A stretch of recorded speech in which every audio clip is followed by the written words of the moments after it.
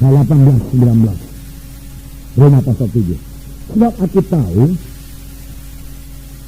bahwa di dalam aku, yaitu dalam, sebab aku tahu bahwa di dalam aku, yaitu dalam aku sebagai manusia, tidak ada sesuatu yang baik. Sebab kehendak memang ada di dalam aku, tetapi bukan hal berbuat apa yang baik. Sebab bukan apa yang aku kehendaki, yaitu yang baik, yang aku perbuat, melainkan apa yang tidak aku kehendaki, yaitu yang jahat, yang aku perbuat. Ini kesaksian Paulus. Dia kesaksian kita bersama. Berarti apa yang jahat, apa yang tidak baik, itu yang aku perbuat. Mengapa berarti? Karena kita masih di bawah hukum dosa berarti. Di bawah hukum dosa. Apakah jawaban bagi ini, bagi hal ini? Berarti? Ayat 24. Aku manusia celaka. Siapakah yang akan melepaskan aku dari tubuh maut ini? Tuhan kita. Inilah jawabannya, saudaraku. Kemudian pasal 8 ayat 1 berkata, demikianlah sekarang tidak ada penghukuman bagi mereka yang ada dalam Kristus Yesus. Roh yang memberi hidup telah memerdekakan kami dalam Kristus dan dari hukum dosa dan hukum maut. Ayat 2. Roh yang memberi hidup atau Roh Kudus telah memerdekakan kami dalam Kristus dari hukum dosa dan hukum maut. Roh Kudus membebaskan dari hukum dosa dan hukum maut. Apakah itu hukum dosa? Saudara, kita semua mengetahui hukum gravitasi. Daya tarik bumi. Kalau saya lempar ini ke atas, jatuh ke bawah berarti. Nah, saudara, karena ada hukum gravitasi berarti. Ya. Saudara, hukum dosa juga demikian. Kita mau berbuat baik, jatuh kepada dosa. Kita mau berbuat baik, jatuh kepada dosa. Apakah jalan keluarnya? Apakah yang membebaskan kita daripada hukum dosa itu? Berarti di sini dikatakan Roh Kudus, dia katakan memerdekakan kamu daripada hukum dosa. Hanya satu pembebas, berarti, yaitu Roh Suci, berarti. Roh Suci menyebabkan saudara hidup menang terhadap dosa. Tidak perlu lagi jatuh bangun, saudaraku. Itu sebabnya semua kita perlu dibaptiskan oleh Roh Kudus.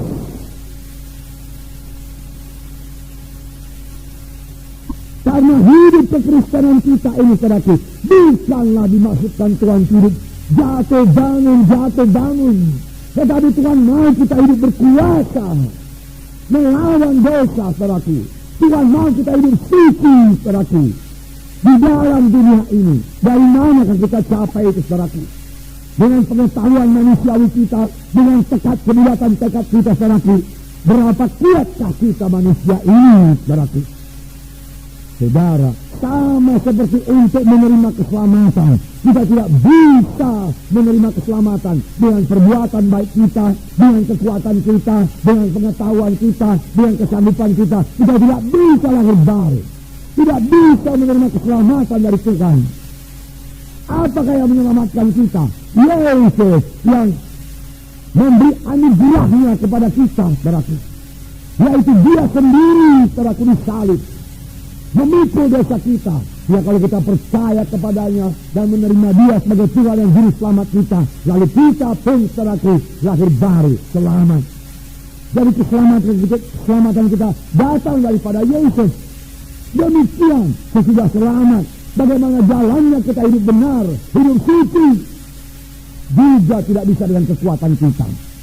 Kita perlu oknum ketiga, yaitu Roh Kudus yang berdiam dalam kita, supaya kita bisa hidup benar, hidup suci, berarti supaya kita bebas daripada hukum dosa. Apakah itu hukum dosa? Saya ulangi lagi, berarti yaitu satu hukum yang membawa manusia selalu jatuh kepada dosa. Mau berbuat baik, tapi dosa datang duluan. Lalu dia berduka cita, menyesal, menangis, saudaraku. Ampuni saya. Lalu Tuhan mengampuni, memberikan darahnya menyucikan kita. Lalu damai Tuhan kembali lagi, persekutuan kembali lagi, saudaraku. Tidak merasa suka cita, berapa waktu kemudian jatuh lagi kepada dosa, saudaraku. Nah, saudara yang kasih dalam nama Yesus, bagaimana kita menang terhadap dosa ini, saudaraku? Bagaimana kita bebas dari hukum dosa ini, saudara? Saudara yang kasih dalam nama Yesus, Roh itulah yang membebaskan kamu dari hukum dosa. Roh Tuhan membebaskan kita daripada hukum dosa itu, saudara. Saudara yang kasih dalam nama Yesus, ini perlunya baptis Roh Kudus. Ini perlunya baptis Roh Kudus, saudaraku. Jadi terutama untuk diri kita lebih dahulu. Saudara, apakah kita sudah dibaptiskan Roh Kudus tidak bisa lagi jatuh kepada dosa? Bukankah Daud sudah penuh dengan Roh Kudus pada berkata, kami jatuh kepada dosa? Bisa, tetap bisa jatuh kepada dosa. Tapi kita tidak di bawah hukum dosa itu lagi. Saudara, kita sudah merdeka dari hukum dosa itu. Kalau kita mengetahui hak kita ini, kita sudah merdeka. Kemudian dosa datang dan kita melawan dosa itu, saudaraku, kita mesti menang.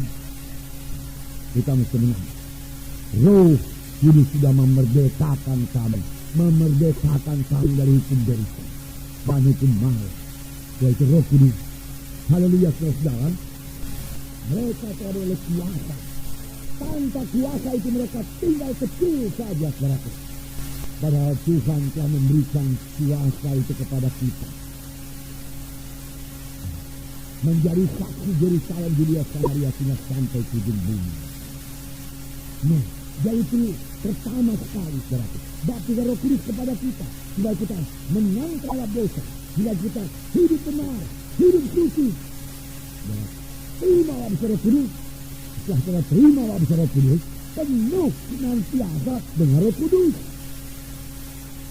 Kalau sudah penuh dengan Roh Kudus, dalam beroleh kuasa untuk hidup benar, untuk hidup suci, saudaraku.